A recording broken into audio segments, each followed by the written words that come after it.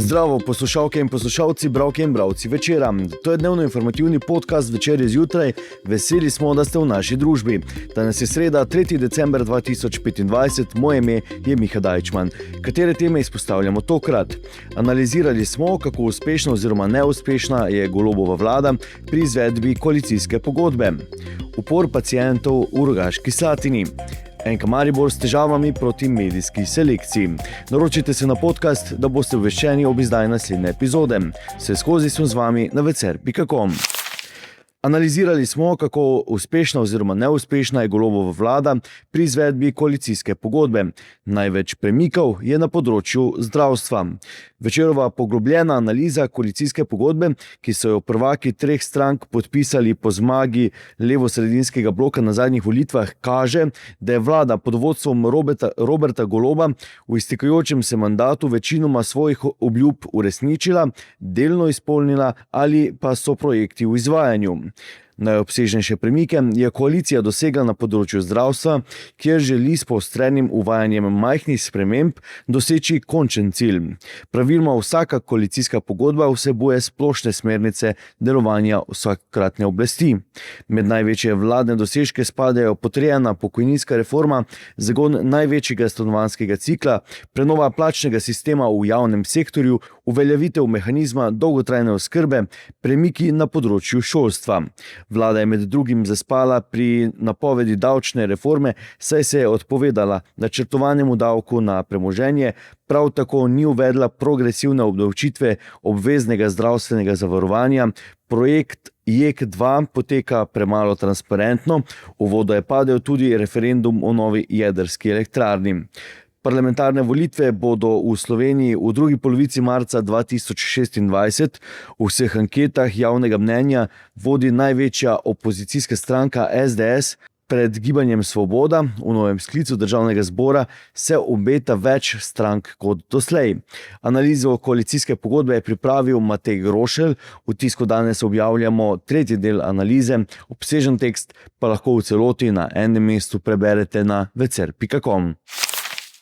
Novembra so se v Rogaški Slatini uprli pacienti, ki na podlagi zdravstvene napotnice bivajo v hotelu Zagreb, terapije pa obiskujejo v sosednjem Medical Centru Rogaška.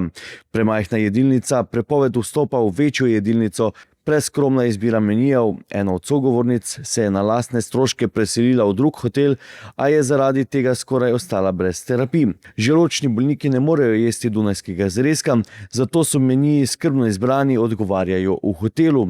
Podobno skromno izbiro opravičujejo tudi v Medical Centru, ki mu je Ministrstvo za zdravje podelilo koncesijo tako za nastanitev kot za terapijo.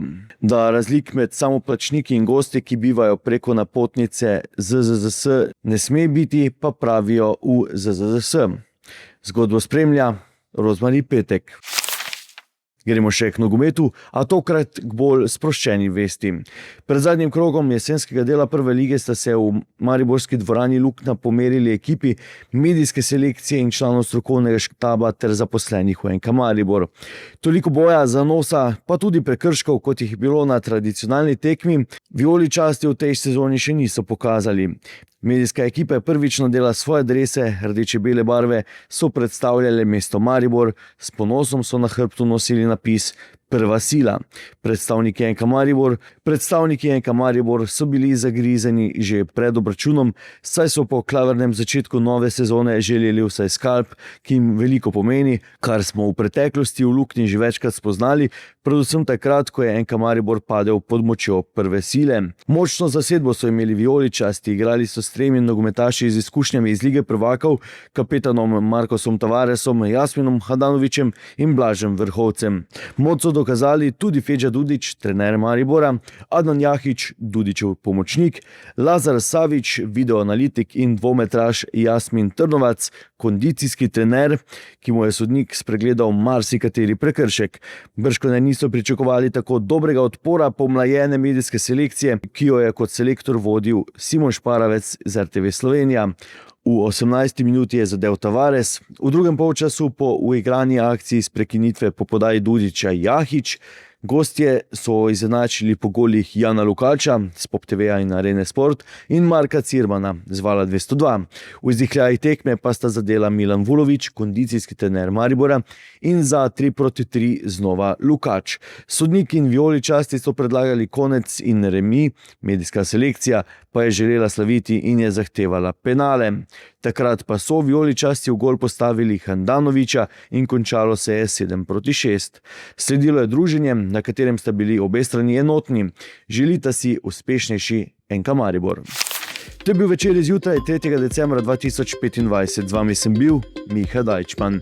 Kakovostno novinarstvo lahko podprete tako, da se naročite na tiskani ali spletni Večer, postanete nasledilec in bralec na družbenih omrežjih, naročnik naših podcastov in newsletterjev. Tako boste podprli novinarstvo, ki prinaša avtentične vsebine, ki jih pripravljajo naši novinarji in jih drugje ne boste našli. Želimo, da razumete, kako se vrti svet.